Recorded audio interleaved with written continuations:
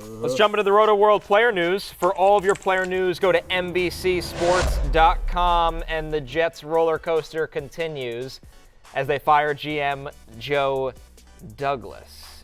Yeah, this was covered on Worstlands. I know you sort of ignored it on Badlands. Interesting. But, we mostly just talked about the fact how Badlands ignored this, Connor Rogers. But anyway, the statement from Woody Johnson reads like this. Today, I informed Joe Douglas he will no longer serve as the general manager of the New York Jets. I want to thank Joe for his commitment to the Jets over the last 6 years and wish him and his family the best moving forward. Phil Savage will be the interim general manager for the remainder of the season. We will begin the process to identify a new general manager immediately. That is a statement from the Jets owner, Woody Johnson.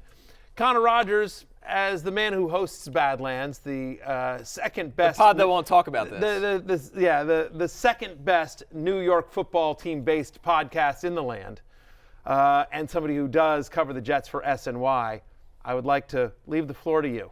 Yeah. I mean, he had 6 weeks left on his contract. It's kind of hey, why don't you just get out of here right now? Like, we'll save the heating bill in your office kind of aspect. I mean, it's been a disaster this season. It has been a disaster this season. And is this deserved? I mean, Joe Douglas, if you want to say Woody Johnson was a problem this year, Joe Douglas was a problem the previous 5 years. I mean, the Mekhi Becton pick was a miss. He didn't build it around Sam Darnold. Then he had a chance to pick his quarterback in Zach Wilson. That was a miss. He had a chance to try to recover from that mistake by getting Aaron Rodgers. Unfortunately, that's been a miss. The defensive line's a disaster. They lost a lot of key pieces in the offseason. Hassan Reddick trade was a laugher with him holding out. They lose Jermaine Johnson. They have no depth behind him because they haven't drafted that depth behind him. Like, yeah, you have any GM in football would love 6 years with money, resources, multiple quarterbacks. He hired Robert Saleh, so he got to hire his coaching staff after they fired Adam Gase. Like, it stinks it didn't work out, but this was a bad tenure. Historically bad. 30-64. 30-64. That's hard to do. It is hard to do. Can I ask you one question, though? Just I'm playing devil's advocate, and you follow the team much closer than I do, and all jokes aside. But, I mean, Garrett Wilson, Sauce Gardner, they've made some misses, they've also had some massive hits. For sure. They've had some massive hits.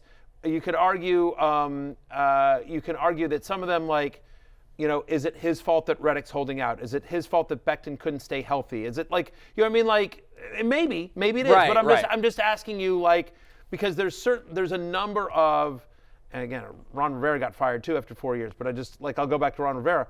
Like, I would have loved if out of the 4 years Ron Rivera was there, we had Sauce Gardner and Garrett Wilson. We don't have any good players from the Ron Rivera era. I think the issue, and those are fair. Like, he had big hits, but I think he hit on some big-time players but never built a team. This offensive line never got right in 6 years. Yeah. Right? Like, the pass rush was really good last year. It fell off a cliff this year.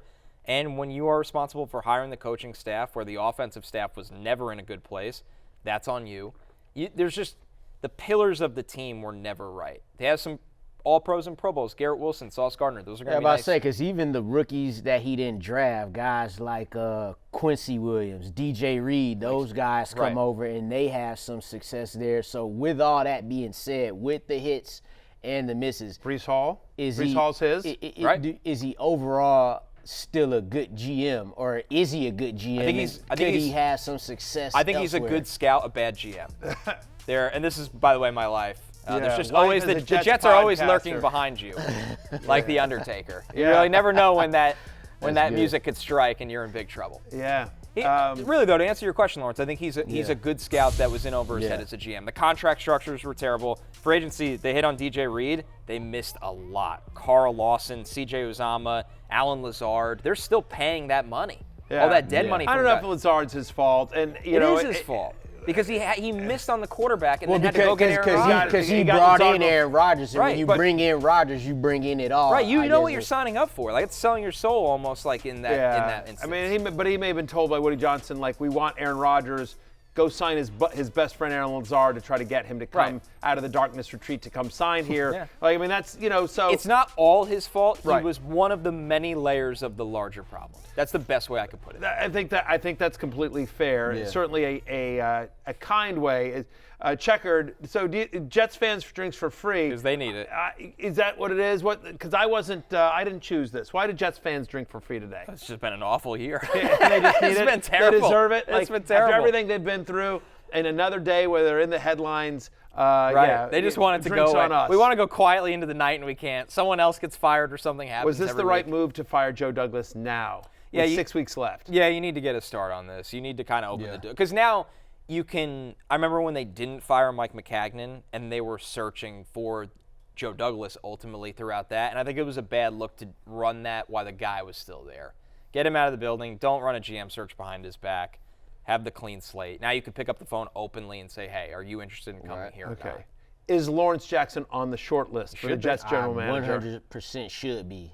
Would Yeah. change just with that I talent. think you're in a on better that, place here. What's that? I think you're in a better place here at this desk. I believe that as well, I'm but not it convinced. would be a a toss-up. consideration. It'd be because that that New York media, I ain't got nothing to say to them. I will say this: it would really help Worstlands. Right. If you suddenly became the Jets general manager, Lawrence, like think about the publicity for Worstlands. You'd have an exclusive every the week. thing is, if I was a GM for the Jets, I still work here too. So we Okay, get there you all go. time. So Connor, you got to use your Jets, your whole Jets persona to. You got to put me out there as the, give me a shot. We'll get the campaign going. right. Yeah. It'd be great for you to be on Keep It Open and Close It Out. I'm going to close it out on Garrett Wilson this week, but you're the GM I'm gonna keep of it the real. Jets. I'm gonna keep it real with my players. It'd be really Hey, good Garrett, content for the show.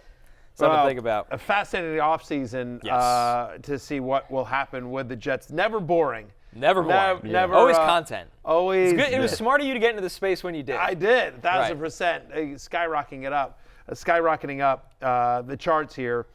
In more there's no fantasy relevancy to this move. Like it doesn't matter. This offense will look a little different next year. Like there won't be an Aaron Rodgers. You don't think there'll be a Devontae Adams. It'll be Garrett Wilson and Breece Hall, but there'll be a different quarterback and a different staff, which will be a larger conversation for us. That's going going to to be the interesting It'd part. be interesting, like because they have Jordan Travis, who a lot of people thought highly of. He had the bad injury, obviously. He's almost on like a medical red shirt. Right. kind So of. it's like him.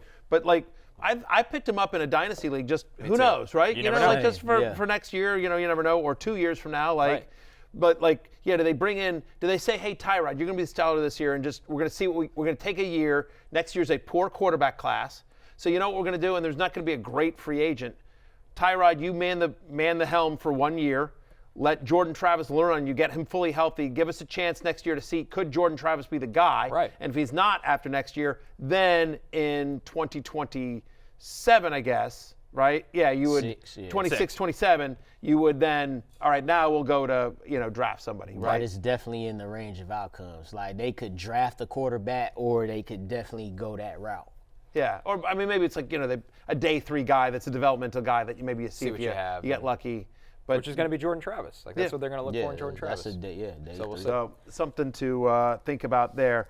Hey, it's Matthew Berry from NBCSports.com and RotorWorld.com, and I want to thank you so much for watching whatever it is you just watched, or if nothing else, being too lazy to click out of the autoplay after this video started, after whatever it is you actually wanted to watch finished.